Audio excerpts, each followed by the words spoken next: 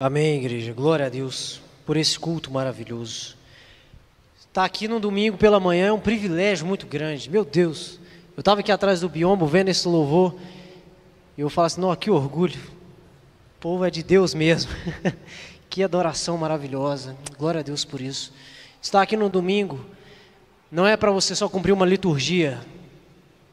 Estar aqui no domingo é para que você possa ser cheio da presença de Deus, cheio das coisas do Senhor, porque foi Deus que trouxe você aqui. Não foi o teu carro que te trouxe, foi só uma ferramenta, mas foi Deus que trouxe você até aqui. Ele permitiu que você acordasse, não foi exatamente o teu despertador, não foi exatamente os semáforos que lhe impediram de qualquer acidente, foi o próprio Deus que te guardou. Na soberana vontade dele, Ele conservou você, e Ele te trouxe aqui para isso, para que você pudesse adorar Ele, para que você pudesse cantar canções a Jesus, para que você pudesse adorá-lo em espírito e em verdade. Mas Ele também trouxe você aqui para você poder estar perto aí das pessoas que você talvez encontrou só domingo passado.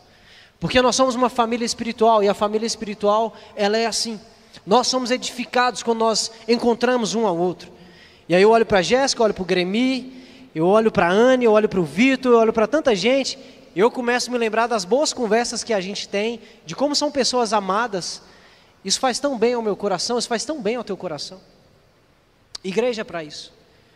Mas também Deus trouxe você aqui para que você pudesse orar, para que você pudesse clamar a Ele. Nós fizemos isso, você veio, você trouxe a tua demanda, o nosso Deus já está ouvindo, Ele está atento ao teu coração. E não menos importante, Deus trouxe você aqui também, para que você fosse plenamente edificado pela Bíblia, plenamente edificado pela palavra de Deus. E eu vou te falar a verdade, certamente você vai ouvir aqui coisas que você já sabe. Eu não vou trazer uma mensagem nova, porque não há nada de novo que já não tenha sido exposto pela palavra do Senhor, mas ainda assim o Espírito Santo deseja falar com você. O Espírito Santo deseja te lembrar de coisas que talvez foram esquecidas, de detalhes que precisam ser ajustados na sua vida. É interessante porque lá em Tiago, a Bíblia vai falar que a palavra de Deus, ela é como um espelho. De modo que você pode até se conhecer, mas o espelho, ele é indispensável na sua vida. Se alguém te perguntar exatamente qual é o tom da tua pele, você vai saber falar. Se alguém te perguntar exatamente para qual lado está partido o seu cabelo, você também vai saber falar. Se alguém souber te perguntar os traços da tua face, você também vai saber. Não, eu tenho um nariz um pouco mais fino, eu tenho um nariz um pouco mais achatado, eu sou assim, eu sou assado. Mas o fato de você se conhecer muito bem, não anula o papel do espelho na tua vida. Você olha no espelho quando você acorda, porque você precisa se ajustar. Aí você chega no trabalho, você vai ao banheiro e olha de novo. Aí no meio do expediente você vai de novo e olha. Aí você chega em casa, olha mais uma vez para ver se está tudo certo. E alguns, antes de dormir também, se olham no espelho. Às vezes só para se contemplar mesmo. Mas a verdade é que apesar de você se conhecer, de saber do teu tom de pele, dos teus traços, do teu cabelo, você ainda assim precisa do espelho. E a palavra de Deus, ela é da mesma forma, porque ela revela os seus pontos de melhoria. Talvez você pode pensar que os seus pontos de melhoria são pequenos, mas às vezes quando você se encontra com a palavra, você percebe que eles são gigantes. Assim como você passa muito tempo sem as coisas do Senhor, você acha que está tudo certo com você. Mas a verdade é que quando você vem, você ouve uma palavra, você vai na célula e você ouve uma direção, e você lê a Bíblia, você faz um estudo da palavra, você percebe, meu Deus, como eu estou distante disso aqui. Porque se eu não me olhar no espelho um dia sequer, talvez eu acho que eu não estou muito bem. E a verdade é que apesar de você se conhecer, talvez você ache que você só precisa ajustar a gola da tua camisa, mas quando se depara com a Bíblia, percebe que precisa de um banho. Precisa ser transformado por completo. E por isso eu te convido a abrir a tua Bíblia, a abrir o teu espelho, no livro de Efésios, capítulo 5, do versículo 21 ao versículo 33.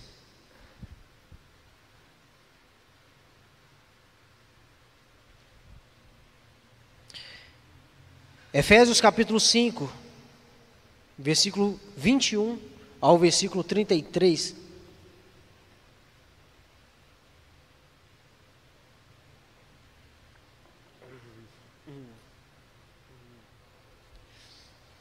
Nós vamos encerrar o capítulo 5 do livro de Efésios.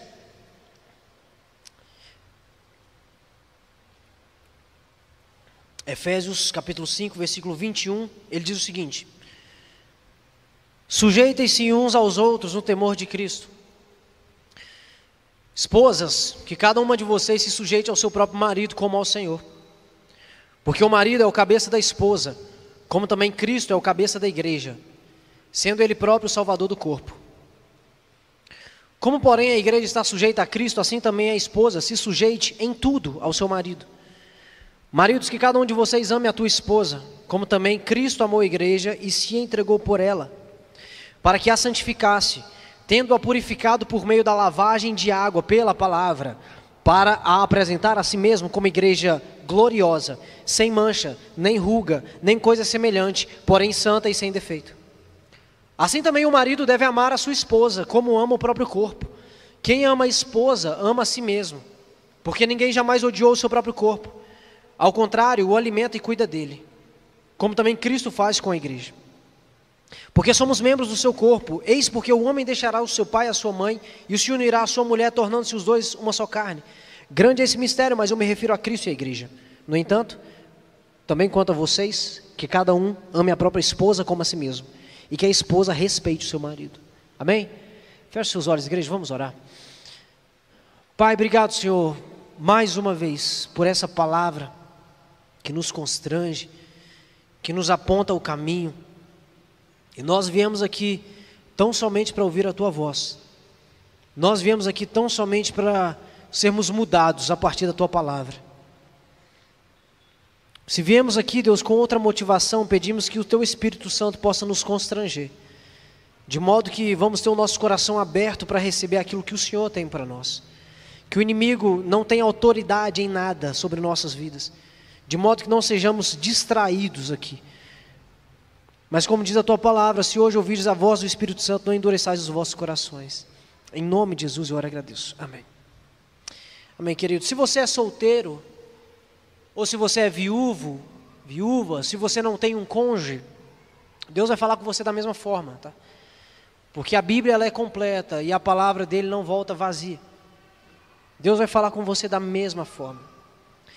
Quando a gente lê um texto como esse, e não apenas esse texto, mas muitos outros textos da Bíblia, em que Paulo vai falar sobre a mulher, em que Pedro vai falar sobre o papel da mulher, muitos, por uma interpretação errada, vão achar que Paulo era um cara extremamente misógino. Muitos vão falar, não, Paulo era um rapaz, o apóstolo machista, esse Paulo, viu? E é engraçado porque dentro da igreja, muitas pessoas acham que a postura da igreja em relação à mulher é uma postura opressora. Mas só entendemos dessa forma quando não buscamos conhecer de fato o que a Bíblia quer dizer, o contexto disso aqui.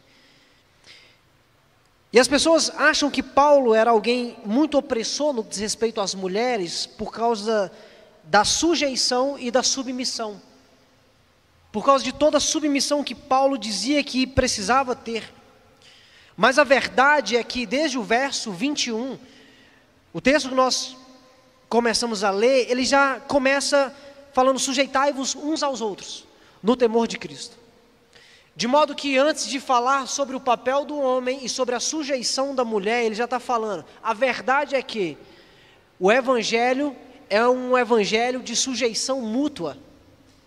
Sujeitai-vos uns aos outros, submetam-se uns aos outros, de modo que a sujeição não é uma particularidade para a mulher, mas para todo filho de Deus. Todo filho de Deus precisa se submeter. A diferença é que nos versículos seguintes, nós vamos ver o papel de cada um, o aspecto dessa sujeição. Porque somente uma pessoa egoísta se recusa a considerar as necessidades dos outros e sempre impõe a sua vontade. Somente uma pessoa muito egoísta acha que não precisa se submeter a ninguém, que não precisa estar sujeito a ninguém.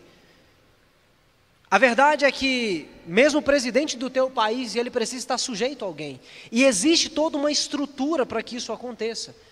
O CEO de uma empresa, ele está sujeito a uma diretoria. Ele tem que estar submisso à voz de um conselho. A verdade é que o temor a Deus, o nosso temor, leva o crente a se sujeitar ao próximo. Apesar do teu nome, apesar do teu cargo, apesar da tua história, apesar da tua idade, a tua sujeição começa em Cristo. Isso não tem a ver com o teu passado, não tem a ver com a tua bagagem.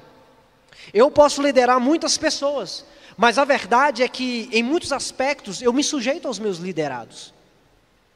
Em muitos aspectos eu me sujeito a pessoas que estão abaixo de mim em uma hierarquia, mas que me ensinam muito, mas que eu aprendo demais. E se sujeitar é aprender. Se sujeitar é entender o outro como uma virtude que possivelmente eu não tenho. Ou mesmo que ele tenha, se ele está em uma posição de liderança, eu preciso me sujeitar. Eu contei aqui mais cedo no culto das 8 da manhã, eu tenho uma célula de terça-feira. A minha célula na terça-feira é na casa do doutor Marcelo e da Marilene. O doutor Marcelo tem 78 anos. A média de idade lá naquela célula é de 60 para cima.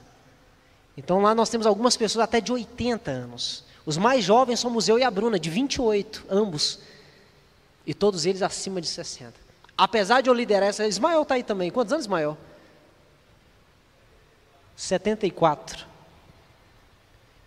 Apesar de eu liderar aquela célula, eu me sujeito a eles em muitos aspectos. Quanto eu aprendo, como eu aprendo com aquele povo. Como é prazeroso estar lá, porque eu aprendo muito. Essa é uma forma de sujeição. Nos últimos domingos nós temos estudado o livro de Efésios e hoje nós vamos tratar sobre a última parte do capítulo 5 dessa carta. E a questão é que nós já entendemos que a sujeição é para todos, a submissão é para todos, não é uma particularidade da mulher. E apesar de conhecermos a instrução bíblica acerca do casamento e do papel do homem e da mulher, no contexto dessa carta de Efésios, falar sobre isso era muito revolucionário. O que Paulo está fazendo aqui, ele basicamente está causando uma revolução naquele contexto. Porque hoje você pode chegar na igreja, vir a um culto como esse, ouvir falar sobre o papel do homem, o papel da mulher, e apesar de haver um certo desconforto em nós, por causa das nossas fragilidades, a gente até entende, e a gente se esforça para melhorar. Mas nesse contexto aqui era muito diferente. Na época, quando Paulo trouxe essa instrução, o matrimônio estava devastado. Casamento aqui era uma coisa muito desgastada. E Paulo faz isso, ele traz essa instrução porque ele entende que o casamento é algo de Deus e precisa dar certo. O matrimônio é uma coisa que Deus criou e precisa funcionar. Então tudo que Paulo está trazendo é para que as coisas voltem a ser da forma como Deus fez.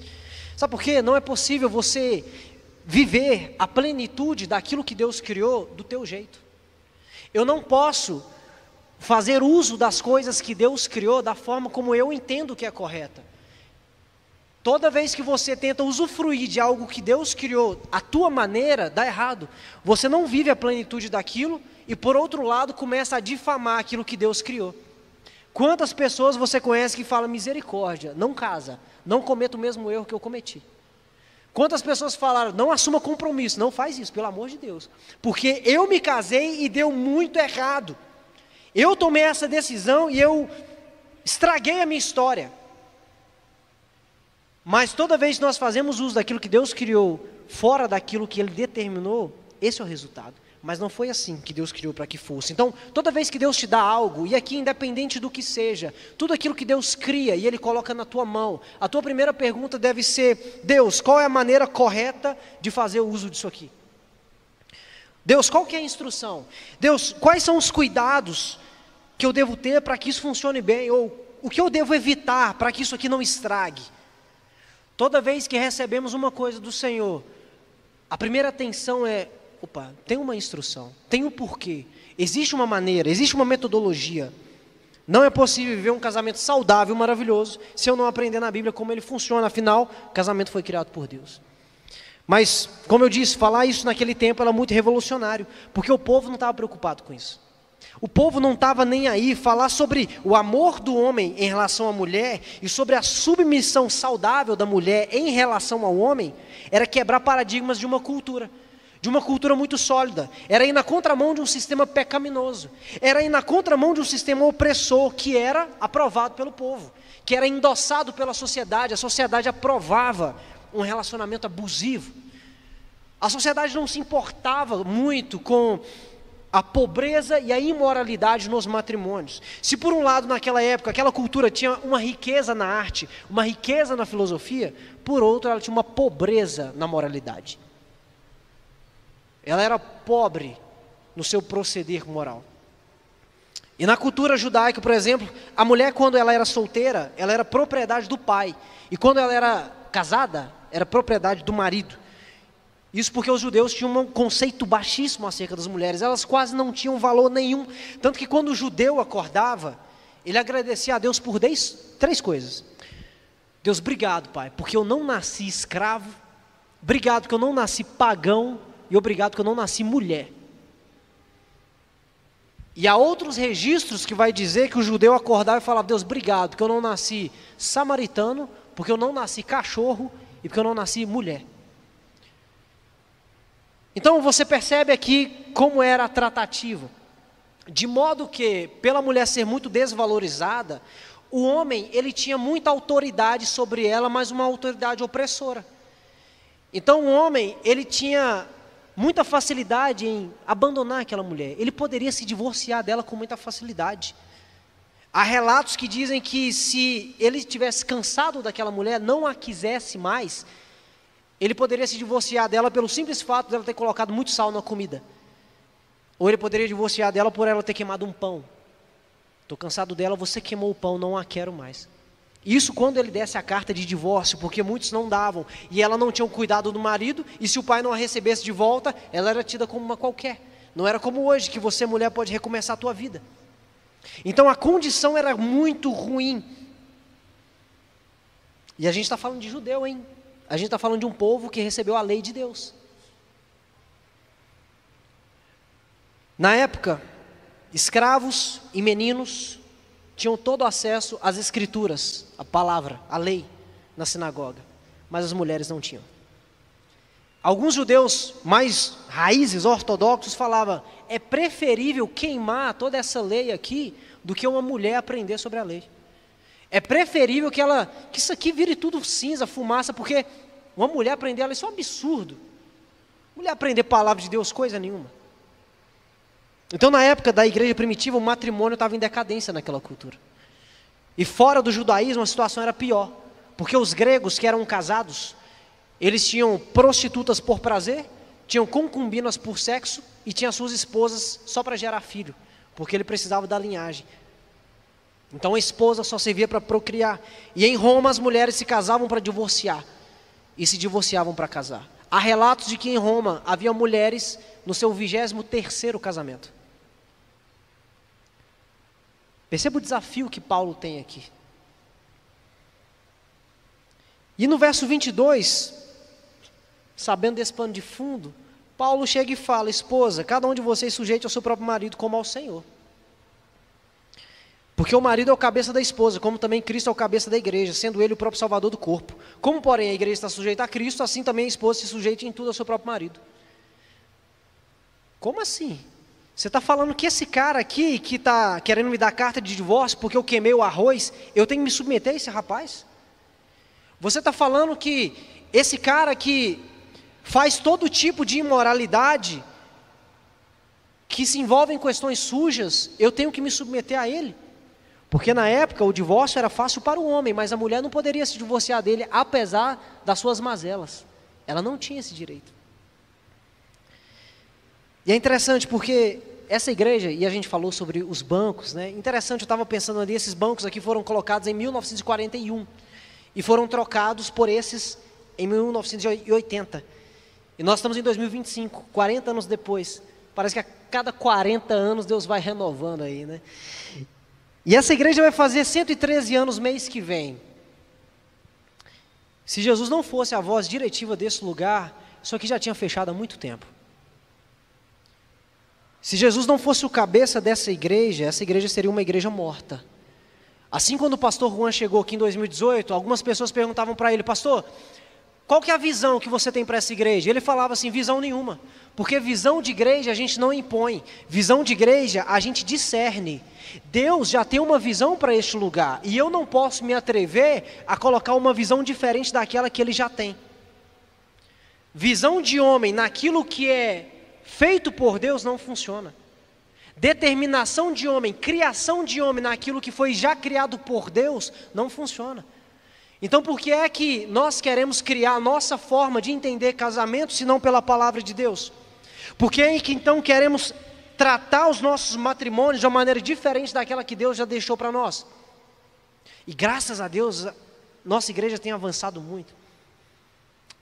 Porque lá atrás o pastor Juan falou: nós vamos seguir a direção de Deus para essa igreja. Qual é a visão de Deus para essa igreja? E o próprio tempo foi dizendo: nós somos uma igreja família. Nós somos uma igreja pautada na palavra. Nós somos uma igreja que leva a sério a tratativa do pecado. Nós somos uma igreja que está preocupada em edificar o coração de todo aquele que é filho de Deus.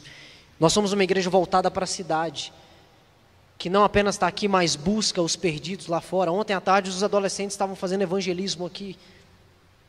Iniciativa deles mesmo. E é interessante porque tem dado certo, porque Jesus já tem uma visão para este lugar, e o que precisamos fazer é só entender essa visão e viver de acordo com ela. O que Paulo está dizendo aqui é: assim como Cristo é voz diretiva na igreja, e por isso as coisas funcionam, assim deve ser entre vocês, que o marido seja a voz diretiva e a esposa submissa a essa direção. Então quando Paulo traz essa instrução, como eu disse, o contexto do matrimônio era quase inexistente. O matrimônio sagrado estava sendo violado, de modo que o que gerava espanto não era a opressão dos maridos, não era a libertinagem das esposas em Roma. O que causava espanto era isso aqui. O que causava espanto era um marido amar a esposa como Cristo amou a igreja. O estranho era uma mulher se submeter por amor e por livre e espontânea vontade a um homem que era digno dessa submissão. Assim como hoje é muito estranho falar abertamente sobre submissão. Uma mulher falar abertamente que ela é submissa e que ela tem prazer na submissão é quase uma ofensa. Digita isso em qualquer comentário no Instagram: sou submissa a meu marido e eu tenho prazer nisso. No mínimo você vai ser linchado por umas 100 mulheres. E é quase uma ofensa, porque muitas mulheres que diziam viver a submissão, na verdade o que viviam era um abuso dentro de casa. Com um marido extremamente autoritário, com um marido que não ama, com um marido ríspido, com um marido que não cumpre o seu papel de ser como Cristo e amar a sua esposa como Cristo amou a igreja. O marido que manda ela calar a boca só porque ele não suporta ouvir o quão falho ele tem sido. E aí ele faz isso porque ele não quer mudança. Machuca muito o ego. Muitas mulheres odeiam a submissão por não entenderem o que essa palavra de fato quer dizer.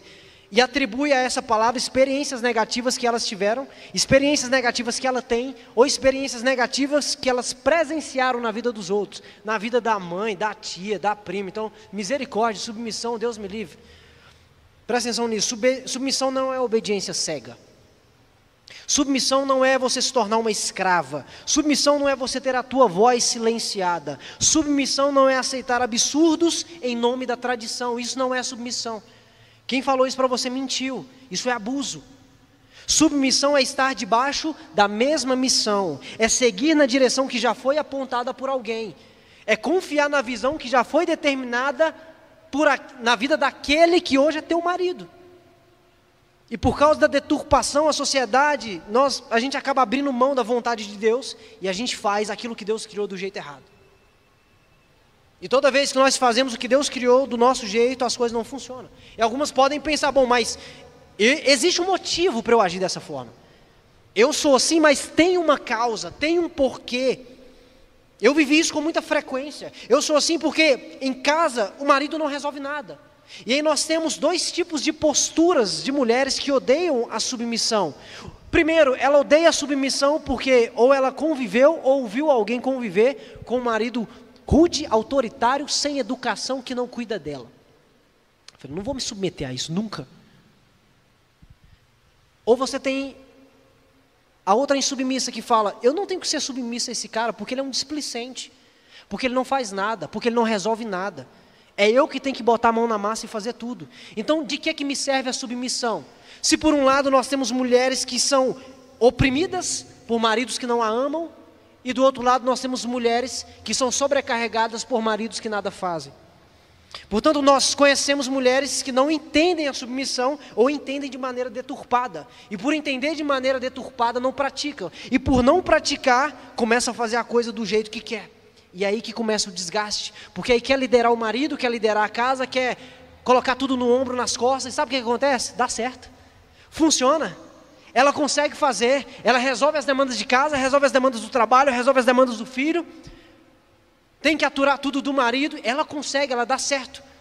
Mas a verdade é que com o passar do tempo, você encontra uma mulher desgastada, cansada, oprimida, depressiva e que precisa ser cuidada. A questão aqui não é capacidade ou incapacidade. A questão aqui é o papel certo. Porque toda vez que você faz aquilo que você não foi chamado para fazer, toda vez que você exerce um papel que não é seu, você se frustra. Porque apesar do resultado chegar, a tua condição é diferente da que você queria. Você até chega lá, mas chega desgastada, mas chega cansada, mas chega morta. E o processo de cura é muito demorado. Gera traumas muito grandes. Presta atenção nisso, uma peça de carro que foi instalada no lugar errado, ela pode até resolver um problema imediato. Mas o que vai acontecer com a peça? Ela vai perder a tua forma. Ela vai perder o seu formato, ela vai se desgastar. E pode até ser que lá na frente ela quebre, e ela quebrando, tudo aquilo que ela está sustentando vai quebrar junto. E eu tenho certeza que você já viveu isso dentro de casa. Seu chuveiro estragou. Seu filtro deu problema. A tomada da tua casa está pendurada. Tem algum problema acontecendo em algum detalhe da tua vida, lá na tua casa. E ao invés da gente pegar o cartão, entrar dentro do carro, ir numa loja de material de construção, alguma coisa, que a gente faz, vou nada. Deixa eu procurar aqui no armário alguma coisa que se assemelhe ao que eu preciso resolver. E aí você acha, resolve, e você descobre que não existe nada tão eterno quanto aquilo que é provisório. Se deu certo, meu irmão, se está ali, vai ficar ali até dar problema de novo, e eu tenho uma outra peça que não é dali, mas que vai resolver. Já fiz isso muito dentro de casa. É igual a faca de serra, que faz o papel da chave de fenda. Tem um parafuso que precisa apertar, e aí você não tem a chave de fenda. Você pode comprar, você tem dinheiro, não é muito caro, você consegue. Mas eu tenho uma faca aqui dentro de casa. E aí a faca que você usa, originalmente ela tinha ponta, ela tinha serra, e ela era muito usada nos jantares. Mas agora essa faca não tem ponta mais. Essa faca já não tem serra mais. E para consertar tem que ser ela, porque ela não tem ponta, ela é redondinha, então funciona melhor como chave de fenda. E aí no final você pensa, dá certo, eu vou ficar com isso aqui para sempre. Porque no final, se essa faca quebrar, eu tenho outra. Mas a verdade é que a tua esposa não é uma faca que pode ser descartada. A verdade é que você, mulher, você não é um item de cozinha que vai se desgastar para fazer aquilo que não precisa. Não é a tua função. Muitas esposas estão perdendo a forma original, estão perdendo o teu propósito, estão perdendo aquilo que Deus criou para fazer uma outra função. Ou porque querem se sentir melhores do que os seus cônjuges, ou porque quer fazer porque o cara não faz. E aí a mulher deixa de ser aquilo que originalmente ela foi feita para ser.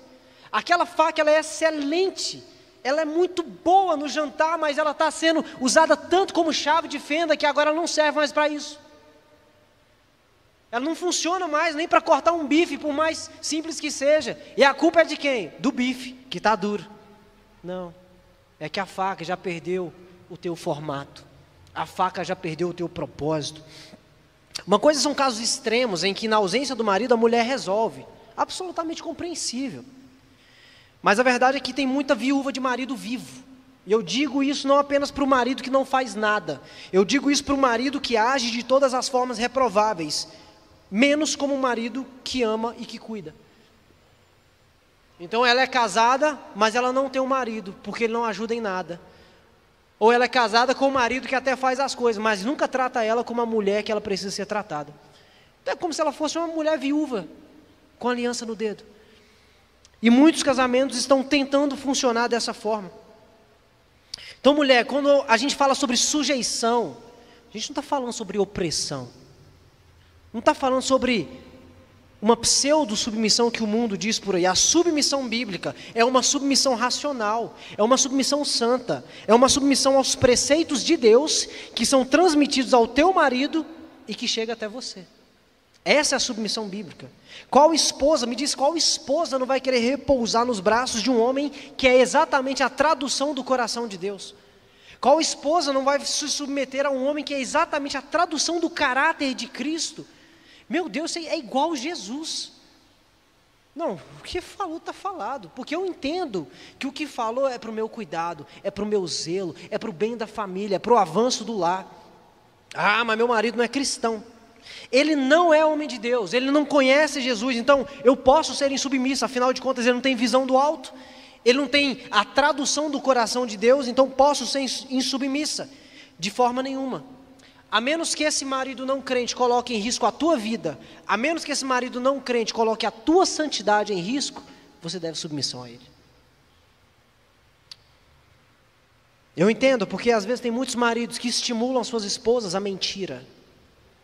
Muitos maridos não cristãos que estimulam suas esposas à desonestidade, à maledicência, à imoralidade. Querida, seja fiel a Deus. De Deus vem o teu galardão. Não, mas você tem que contar mentira aqui para ficar mais barato. Não vou, sou mulher de Deus.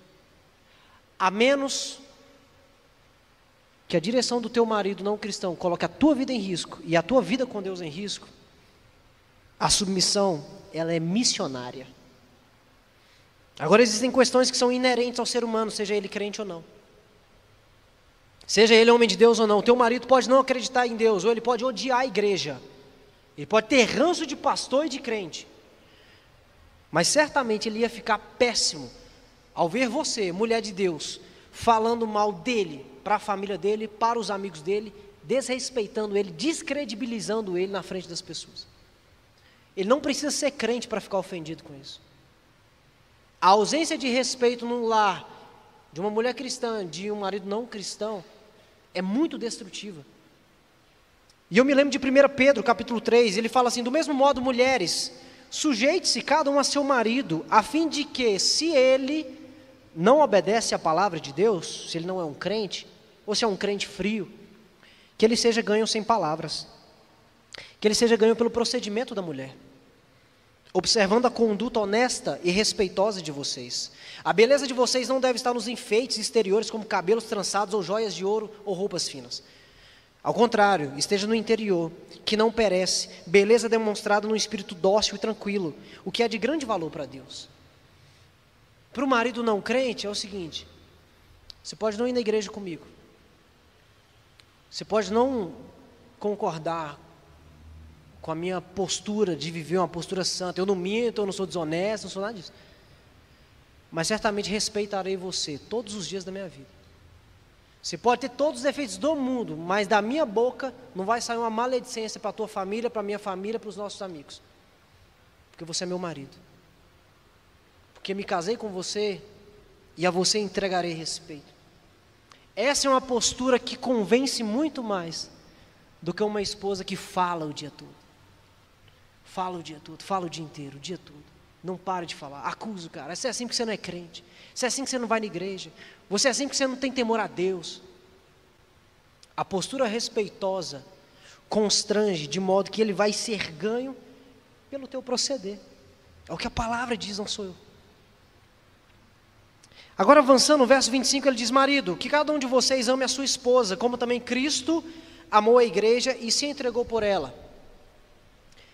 Se entregou para que santificasse ela, tendo purificado ela por meio da lavagem de água pela palavra, para apresentar a si mesmo como igreja gloriosa, sem mancha, sem ruga, nem coisa semelhante, porém santa e sem defeito.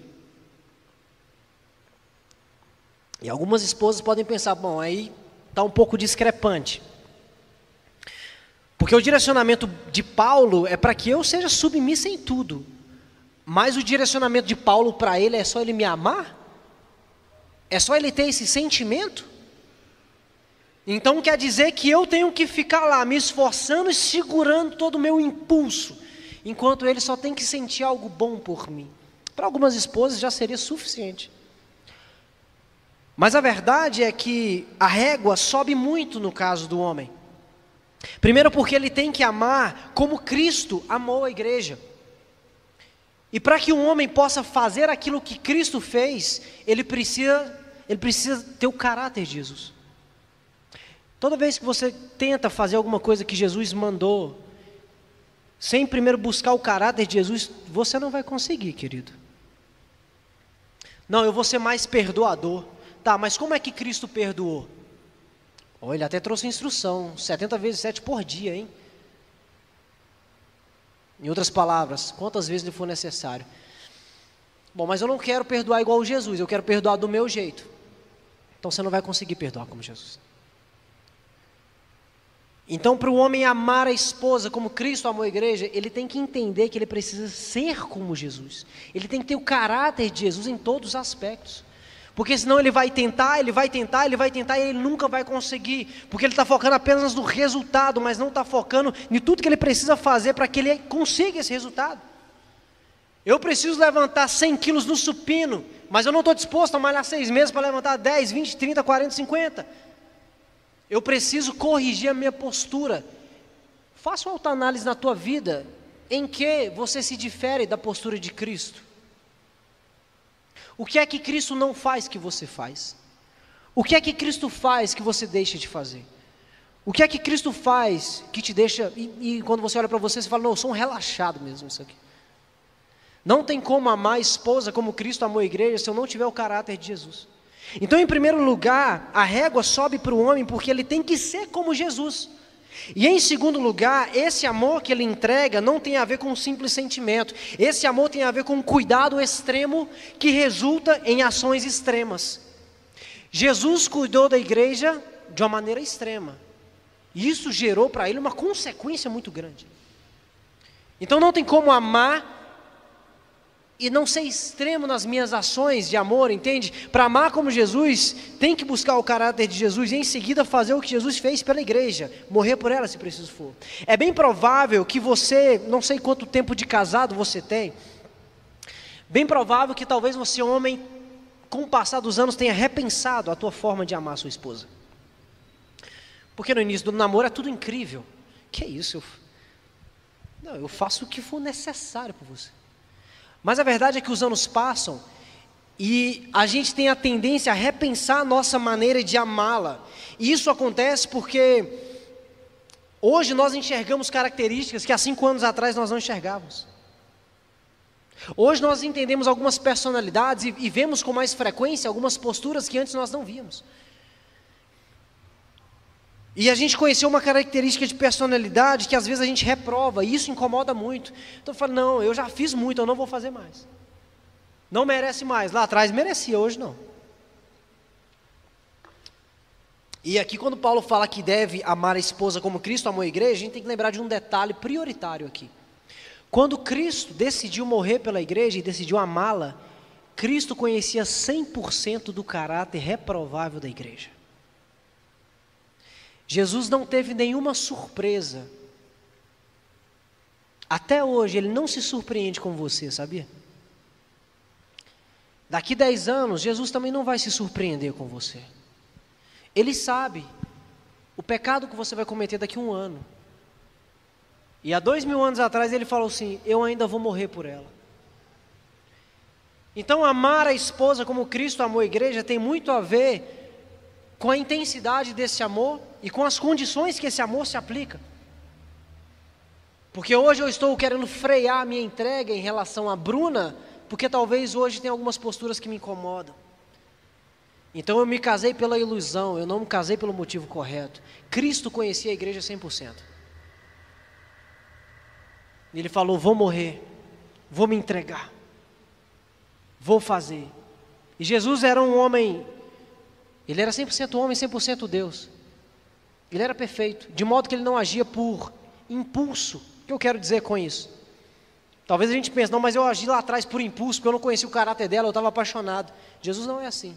A Bíblia não diz que Jesus morreu apaixonado pela igreja, cheio de sentimento. Ele morreu porque precisava morrer. Eu conheço o teu caráter, eu conheço tuas reprovações, eu sei das tuas falhas, mas eu vou morrer por você. Eu vou entregar uma atitude extrema, porque eu amo você de maneira extrema. Só que esse morrer não tem a ver com uma simples conotação de conforto. O morrer pela esposa tem a ver com a purificação do caráter dela. Jesus não morreu pela igreja para dar conforto para a igreja. O morrer de Cristo pela igreja teve a ver com a purificação da postura da igreja. Assim como Cristo morreu por ela para torná-la gloriosa, sem mancha, nem ruga, nem coisa semelhante, porém santa e sem defeito. O morrer do homem para a tua esposa é para que ela se torne uma pessoa melhor, para que ela seja uma mulher melhor, uma mãe melhor, uma filha melhor, uma profissional melhor, uma filha de Deus aprovada. Poxa, mas isso aqui não é papel de Deus? É papel de Deus, só que agora que você está casado, Deus ministra ao teu coração e aponta a tua direção para a tua casa. Então, se talvez a tua esposa não está sendo aquilo que ela precisava ser, certamente lhe falta instrução. Porque no namoro, talvez a gente a conheceu e, meu Deus, que mulher incrível. Só que antes a mulher que era incrível, que não mentia, agora ela começa a mentir, porque ela percebe mentira no meu caráter. Antes a mulher que era responsável, hoje ela é displicente, porque está convivendo muito comigo, que sou irresponsável e displicente. Antes aquela esposa, aquela garotinha que orava tanto, que buscava tanto a Deus, tem pouco temor ao Senhor, porque se relacionou com alguém que é muito frio espiritualmente, se relacionou com alguém que não tem rotina de oração, que não tem uma rotina de arrependimento de pecados. Como é triste ver esposas que às vezes, mulheres que antes estavam solteiras, estavam bem, se relacionou com um homem, ficou pior. Não tem mais vitalidade, é uma pessoa que não tem vida com Deus. Muitas falhas de caráter foram limitadas por um marido que não entendeu a visão do Senhor, que era de, eu vou morrer por você para te fazer mais adornada. Eu vou morrer por você para que, se você é top 10, você vai ser top 100. Eu vou morrer por você, porque se você é uma mulher de Deus, você vai ser 3 vezes mais. Se você é uma pessoa honesta, você não vai ser só isso, como você vai contagiar todo mundo que está perto de você para ser também. Isso é papel de Deus. Só que Deus fala com o homem, para que ele possa instruí-la. E nessa missão da submissão, não tem a ver apenas com a quilometragem da tua jornada. Não, então Deus me deu uma visão, eu sei para onde eu tenho que ir. Não tem a ver apenas com a quilometragem. Tem a ver com a qualidade daqueles que estão com você e vão chegar lá junto com você. Então uma esposa submissa ao marido que tem visão, ela é uma esposa que está cada vez melhor, porque o marido que tem a visão está preocupado com quem está junto com ele. Como é que está? Está melhorando? Está avançando? Está sendo curada? Está sendo restaurada? Está crescendo? Está indo além? Porque se quando você começou essa missão, se quando você recebeu a direção de Deus e Ele colocou uma pessoa ao teu lado, talvez você olhava para ela e antes ela contava mentira, agora ela não conta mais. Ela era desonesta, às vezes falava mal de todo mundo, mas agora não fala mais. Querido, isso aqui não é legal, essa postura aqui não está bacana.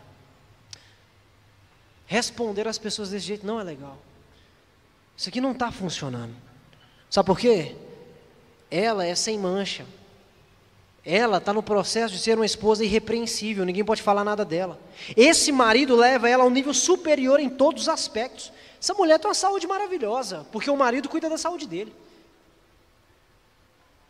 Ela é uma profissional incrível, porque ele se preocupa com o profissional dele. Ela é uma mulher que, assim, academicamente, só cresce, porque ele se preocupa muito com o seu intelecto. Então ele não pode ser egoísta, vamos dizer, eu sou o top. Ela que se vire para lá depois. Esse marido investe nela. E essa esposa agora ama a Deus, como eu disse, mais do que quando ela estava solteira, porque ele é homem de Deus. E ele não cansa de orar pela saúde espiritual da esposa. Só que o problema é que hoje nós temos homens com um caráter completamente reprovável. E ele não tem a mínima autoridade para conduzir o lar. Toda vez que ele tenta dar um direcionamento, a primeira coisa que ele recebe, por que é você para falar isso? Nem você pratica. Dói, não dói? É muito ruim ouvir isso. Quem é você para me pontuar nisso aqui? Aquilo lá que você fez, aquilo lá que você... Não adianta morrer pela esposa, se antes eu não tenho o caráter de Jesus. Caráter de Jesus primeiro. E se você chegou nesse ponto, querida, de fato, talvez eu ainda não tenha autoridade para poder te direcionar nisso aqui, porque eu tenho realmente errado nisso. Mas eu só estou te falando porque eu decidi, eu me comprometi a ser diferente. Isso aqui você não vai ver mais. Isso aqui não vai acontecer mais. E eu faço isso pelo bem do nosso lar. Eu faço isso pelo bem da nossa família. Só que muitas vezes o mentiroso é ele. Ele é o mentiroso e ela é quem não conta mentira. Ele é o desonesto e ela é quem é correta. Ele é o maledicente e ela detesta falar mal das pessoas. Na maioria dos casos o homem não ora, morre de preguiça de vir para a igreja. E essa mulher ama Jesus e ama servir na igreja. Mulher, se você é assim, parabéns. Marido, se você é assim, corre, meu filho, acelera. Porque a tua responsabilidade como homem ser a tradução do coração de Deus para a vida da tua esposa. Antes que ela venha regredir a tua postura. Antes que ela venha diminuir ao nosso nível. Eu tenho que chegar ao dela e ultrapassar. Eu tenho que ser mais homem de Deus do que ela é mulher de Deus. Eu tenho que ser mais correto do que ela é. Não é para humilhar ela não. Porque é o meu papel, ser como Cristo. Me fala quando é que Jesus foi reprovável na postura dele em relação à igreja. Nunca. 2000 anos que ele nasceu, me fala uma falha de Jesus em relação a este lugar. Nunca cometeu.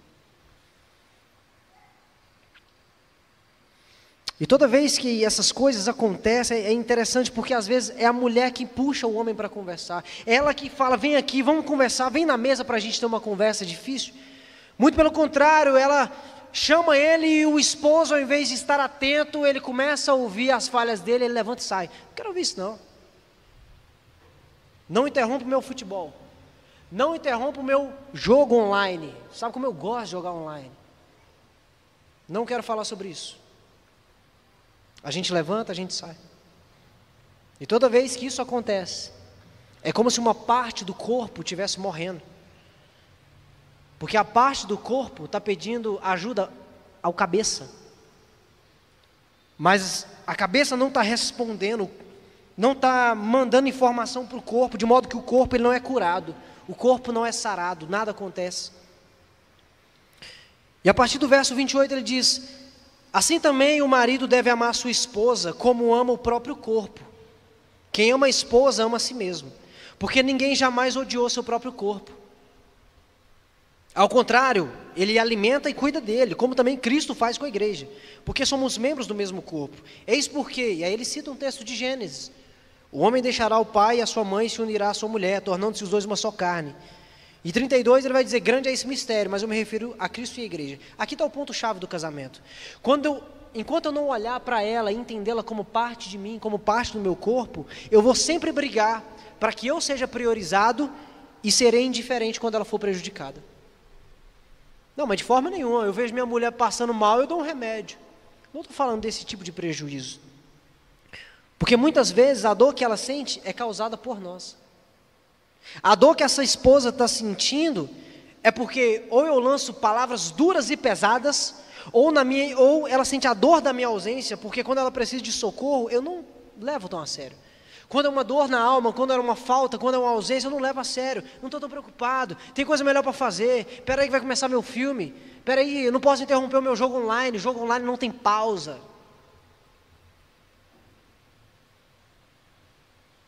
E o texto, ele é bem claro, porque ele diz, ninguém jamais odiou o seu próprio corpo. Ao contrário, ele o alimenta e cuida dele, como também Cristo faz com a igreja. A menos que uma pessoa tenha uma condição muito ruim no psicológico, com exceção desses casos, certamente você é uma pessoa que ama o teu corpo. Certamente você é uma pessoa que tem zelo pelo teu corpo. Em qual aspecto? Você está com fome, você vai lá e se alimenta. Você está com sede, você vai lá e toma uma água. Bateu o dedo mindinho na cômoda, vai chorar muito, mas você vai dar um jeito. Está com febre, você vai tomar um dipirona, você vai fazer alguma coisa, porque ninguém jamais odiou o próprio corpo. Você não fica se matando intencionalmente, você não escolhe sofrer dessa forma. De modo que o casado, ele precisa entender as coisas dessa forma também. Minha esposa mal é como uma febre que eu carrego e que eu não posso suportar. Minha esposa sofrendo, minha esposa sendo oprimida, é como um pé quebrado que eu não tenho como continuar sem que ele esteja bom. Ninguém jamais odiou o próprio corpo, antes o alimenta e cuida dele. Eu alimento e eu cuido. Eu estou atento e eu sou responsável. Enquanto eu estava redigindo essa mensagem aqui, o Espírito Santo me lembrou de uma questão e eu falei, de fato, cheguei à seguinte conclusão, que nós homens, nós não temos o direito de sermos reprovados por Deus no casamento. E eu não digo isso como quem já tem alcançado, de forma alguma. Porque eu olho para Jesus e não vejo Ele como um noivo despreparado e reprovado. Jesus nunca deixou de perdoar os teus pecados, toda vez que você pediu. Jesus nunca deixou de te dar tudo o que era necessário para que você vivesse. Pode não ter te dado regalia, mas o necessário para viver, Jesus sempre te deu. Jesus sempre está mimando a mim e a você com coisas que nós não precisamos, mas que nós gostamos. Jesus nunca foi reprovável com a noiva. E eu cheguei a essa conclusão, nós não temos o direito de sermos reprovados por Deus no casamento. Então, você perfeito? Caminhe para isso, porque certamente não vai, mas caminhe para isso. Não falo, como eu já disse, como alguém que já tem alcançado, mas eu digo como alguém que foi incomodado pelo Espírito Santo e que precisa melhorar. Há poucos dias atrás, recentemente eu e a Bruninha estamos conversando. Depois, se vocês quiserem conversar com a Bruna, podem conversar, ela está aqui na frente. E nesse dia, estava muito mal. A bichinha estava mal. E aí eu, no ímpeto de poder resolver alguma coisa, a gente entra para dentro do quarto, fecha a porta e vamos conversar. Isso era à noite, devia ser umas 10 horas da noite. E aí, ela contando. Aí no final eu cheguei e falei assim, Bruna, você está precisando orar mais. Mas está precisando ler mais a Bíblia, sabe? Você está fazendo atividade física? Está indo no psicólogo? Está fazendo essas coisas? E ela falou assim, Samuel, não como eu deveria. Então faz, mas eu preciso de ajuda. Eu preciso que me ajude. E eu comecei a pensar no meu tempo de oração, e no meu tempo de leitura bíblica, e no meu tempo de academia, apesar de não parecer, e no meu tempo de terapia preventiva. E aí eu lembrei da minha esposa e falei assim, não posso estar bem e ela não está. Não posso caminhar bem e ela não caminhar. E eu falei, então vamos traçar uma estratégia, Bruna, agora. Então nós vamos aqui, vou te ajudar, nós vamos caminhar junto aqui em oração, leitura da palavra. Vamos orar mais, vamos ler mais. E a gente vai para a academia. E aí quando a gente foi colocar, de fato, no cronograma do dia, eu descobri que para fazer isso eu tinha que acordar às 5 da manhã. E a gente foi organizando a rotina ali, de tal horário até tal horário faz isso, daqui faz isso. Eu falei, vamos fazer. E vamos começar amanhã. E aí 5 horas da manhã o despertador, tudo, pá. Eu falei, então vamos junto então. Levantei, fui lá, fiz o café, do jeitinho que ela gostava, pouca coisa. Não come muito de manhã. Fiz, deixei na mesa, chamei, vem cá, vamos comer. Agora vamos ler 1 Pedro, capítulo 1. Lendo, estudando. Bruno, agora nós vamos orar, vamos orar. Vamos orar por isso, vamos orar por aquilo. Ela, vamos orar. E orou bem, orou muito. E aí deu mais ou menos ali 6h30, quase isso. Falei, vamos para a academia agora. Tinha uma roupa, vamos para a academia. Ficamos lá um tempo, voltamos. Deu tempo de fazer tudo, tomar banho de novo e ir trabalhar. E aí eu fiquei pensando naquilo, eu falei, meu Deus do céu. E aliás, na academia ainda, tinha muito exercício que ela não sabia fazer. E aí eu tinha que deixar o meu treino para poder ajudá-la. E eu fui fazendo, deixando aqui, não, vou te ajudar. Não, vamos lá, vamos fazer. Qual que é o meu ímpeto de ser humano caído egoísta? Não, Bruno, arruma seu tempo aí, vai fazer tuas coisas. Eu já estou resolvendo a minha parte. Se você precisar de alguma coisa, beleza, eu estou aqui, mas não conta comigo nesse nível não. Eu deixar de fazer o meu treino para poder te ajudar? Pô. E a verdade é que deu 11 horas da manhã, ela manda mensagem, eu estou tão feliz, eu estou muito bem, graças a Deus. Eu falei assim, que coisa boa. Você acha que é fácil? Não é gostoso acordar às 5 da manhã para poder malhar. Não é gostoso, é ruim. Só que aí eu lembro que Cristo, Ele morreu por causa da igreja. E eu não vou acordar às 5 horas da manhã para ajudar minha esposa numa demanda que é importante para ela. Por isso eu tenho dito, não que eu tenha alcançado, certamente eu não alcancei, mas me esforço para chegar lá, a estatura de Cristo, mas eu não posso admitir erros no meu proceder enquanto marido, porque Cristo não errou enquanto noivo. É incoerente eu cuidar da minha saúde e não me preocupar com a saúde dela, porque a gente é uma só carne, é o que o texto diz. É incoerente eu espairecer a minha mente jogando futebol, assistindo um filme, fazendo alguma coisa, conversando com meus amigos e não ouvir ela, para que ela também fique leve. É incoerente, nós somos uma só carne. É incoerente eu ter vida com Deus e não ajudá-la no seu tempo de oração. Nós somos uma só carne. O cabeça precisa estar atento às demandas do corpo, senão o corpo morre. E eu gostaria de encerrar contando um fato verídico. Há muito tempo atrás eu estava lendo uma matéria e a matéria contava sobre uma condição que atinge pouquíssimas pessoas no mundo. Pouquíssimas. Se não me engano, atualmente foram diagnosticados apenas 50 casos no mundo inteiro. Pode ser que descubram mais, mas é uma condição humana chamada insensibilidade congênita à dor, ou analgesia congênita. A matéria diz o seguinte: é uma condição extremamente rara, nas quais uma pessoa não pode sentir ou nunca sentiu nenhum tipo de dor. Ela não sente dor. Visto que a dor física é vital para a sobrevivência, a insensibilidade congênita à dor é uma condição extremamente perigosa. O distúrbio está associado a mutações no gene SCN9A, que fornece instruções necessárias para a codificação de um canal de sódio dependente da voltagem chamado NaV17. Termos da ciência. Em resumo, os canais de sódio NaV17 são encontrados em células nervosas chamadas nociceptores, que transmitem sinais de dor para a medula espinhal e o cérebro. O canal NaV17 também é encontrado em neurônios sensoriais olfativos, que são células nervosas na cavidade nasal, que transmitem sinais relacionados ao olfato ao cérebro. E existe um relato desse no Brasil, em 2015. Marisa de Toledo, na época 27 anos, foi entrevistada. Ela tem as mãos cobertas de cicatrizes e bolhas. E no primeiro parto dela, uma cesariana, ela não precisou de anestesia.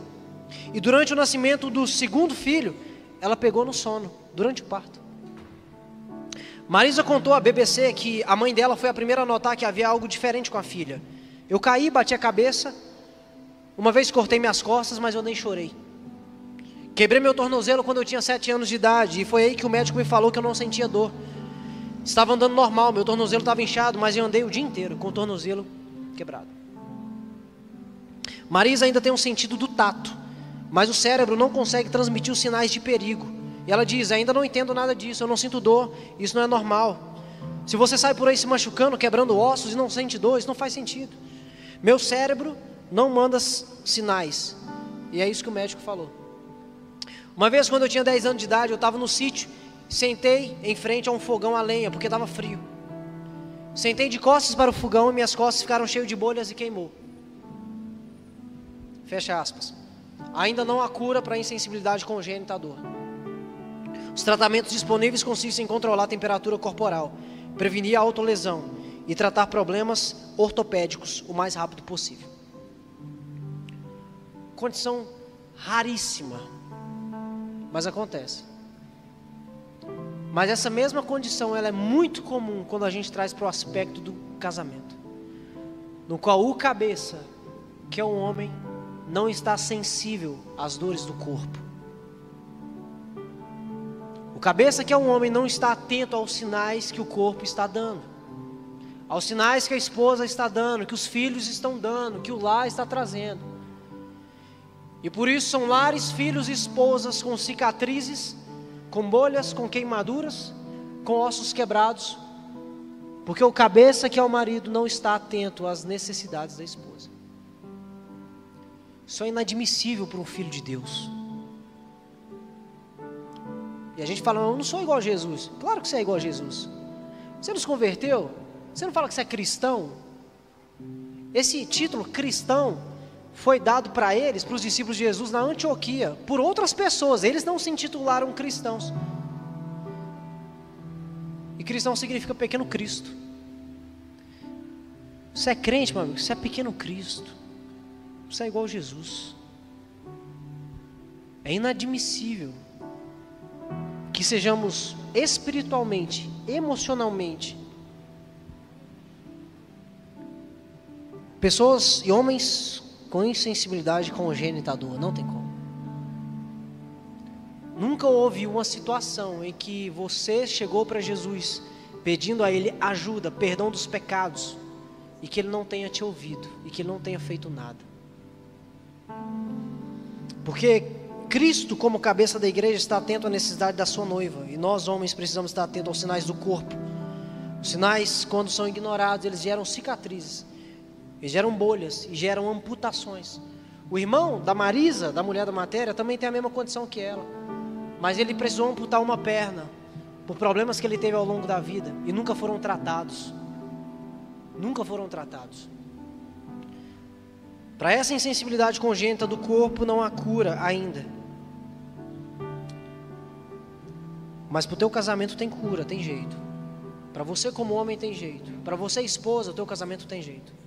Porque o Espírito Santo, Ele pode fazer aquilo que você não pensou, não imaginou, mas Ele consegue. E Ele vai fazer. Porque a instrução está aqui. Ame a tua mulher como eu amei a igreja de Cristo. Morra por ela. Tudo bem, não vai receber de volta, não há problema. É o teu papel enquanto homem. Esposa, entenda a submissão ao teu marido. Torne a função dele prazerosa, agradável.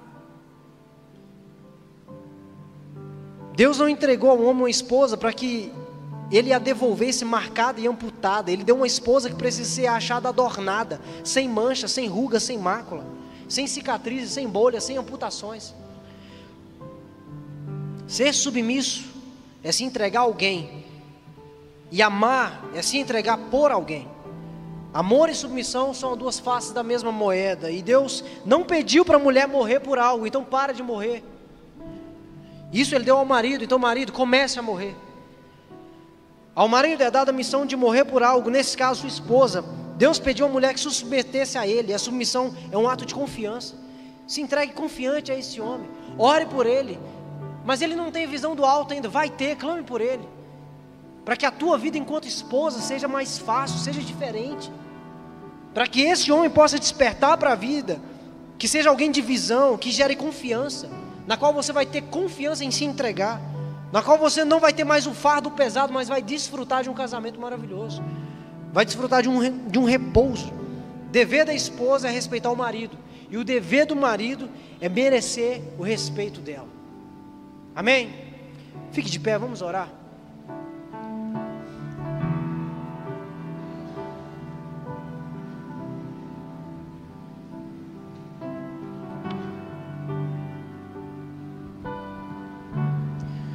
Apresenta diante do Senhor e a vida do teu cônjuge agora. Se ele não está aqui, apresenta aí mesmo onde você está. Se você é solteiro, se você é solteira,